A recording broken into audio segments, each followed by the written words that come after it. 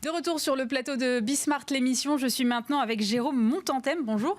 Bonjour. Vous êtes directeur de Fauchon l'Hôtel à Paris. La crise sanitaire est en fait arrivée très peu de temps pour vous après l'ouverture de l'hôtel, puisque c'était genre 18 mois après, c'est ça? C'est ça, oui. On a ouvert l'hôtel le 1er septembre 2018 et 18 mois après, on se retrouve dans cette crise de la Covid qui était assez stupéfiant. Hein. Je me rappelle de cette soirée du 16 mars où le président de la République annonce le confinement général de la France et qu'on se retrouve à fermer nos hôtels. C'est quand même quelque chose d'incroyable qui n'est pas arrivé depuis la fin de la Deuxième Guerre mondiale. C'est quand même une référence. Ouais. Et on a un peu l'impression que le monde s'arrête. Ouais, bien sûr. Et puis quand on a une capacité à digérer les choses, vous voyez, c'est assez intéressant cette capacité qu'on peut avoir dans des circonstances comme ça, de capacité à rebondir. Et nous, le 18, on avait programmé un comité de direction et je réunis l'ensemble des managers de l'hôtel et je leur dis voilà, on va se poser 2 questions si vous voulez bien. La première, c'est qu'est-ce qu'on va faire pour mieux travailler ensemble, pour fluidifier notre fonctionnement tous ensemble et aussi qu'est-ce qu'on va faire pour toujours enchanter plus nos clients.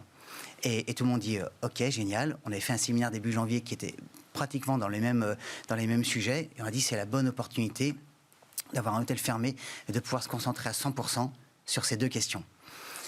Je dois bien avouer qu'au départ, on ne savait pas trop par quel bout y prendre. Bah oui, je veux bien croire, parce que quand on se retrouve dans un hôtel vide avec son équipe managériale, qu'est-ce qu'on fait? Bah déjà, on va tous à la campagne. D'accord. On est tous repartis. Prendre l'air un peu. Oui, tout à fait. Ouais, c'est exactement ça. Parce que c'est un peu triste, un hôtel vide quand même. Ouais, c'était vraiment... je crois qu'on aurait dû filmer cette soirée où il n'y a plus une voiture sur le boulevard Malesherbes, où il n'y a plus une voiture sur la place de la Madeleine. Ouais. Ça, c'était vraiment incroyable. Mais encore une fois, on a très vite digéré. Et puis, le fait de se retrouver comme ça, même si c'était des réunions à distance par vidéo, c'était juste incroyable parce que tout le monde a réembrayé directement. Et, vous avez dit, en fait, c'est maintenant qu'il faut réfléchir et profiter de ce temps-là pour... faire une réflexion sur mes pratiques managériales, sur l'expérience client au cœur de l'hôtel. Exactement.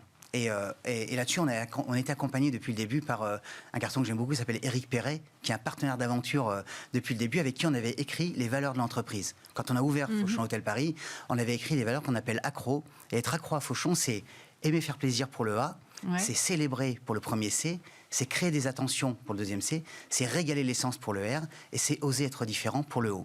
Et on a basé tout notre développement de l'hôtel sur ces valeurs accro, avec des valeurs gourmandes qui correspondent à la maison Fauchon.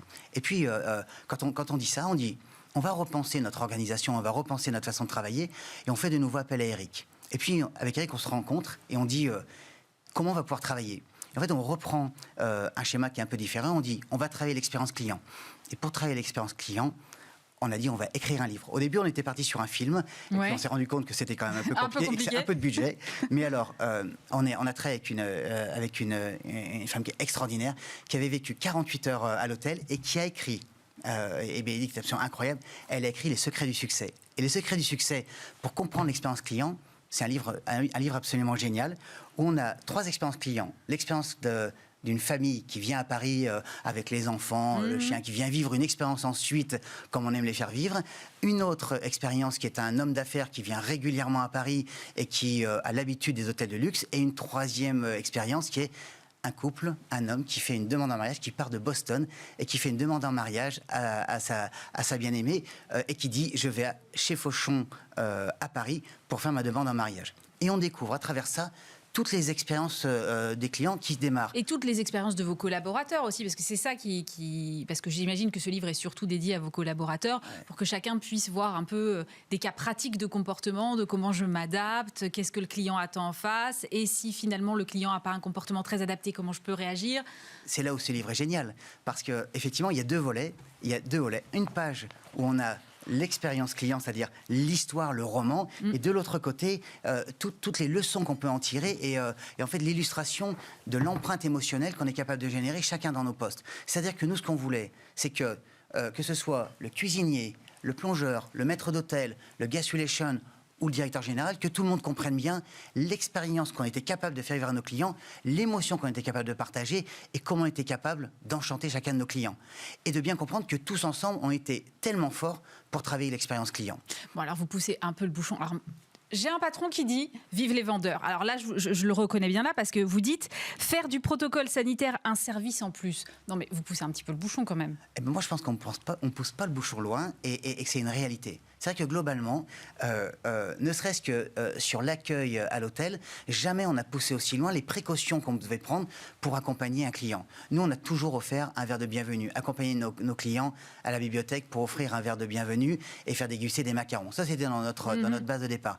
Mais là, maintenant, il fallait encore plus loin. Ne pas prendre l'ascenseur avec un client, ça veut dire accompagner la personne de la bibliothèque jusqu'à l'ascenseur et avoir un autre guest relation qui attend les personnes à l'étage, qui accompagne jusqu'à la porte de la chambre, qui demande si on peut rentrer dans la chambre et qui prend en compte les horaires auxquels les clients vont vouloir qu'on fasse la chambre sans être présent avec eux au même moment, respecter les protocoles qui vont très loin. Mais ça doit être un casse-tête organisationnel quand même. C'est assez énorme. Hein. C'est assez énorme.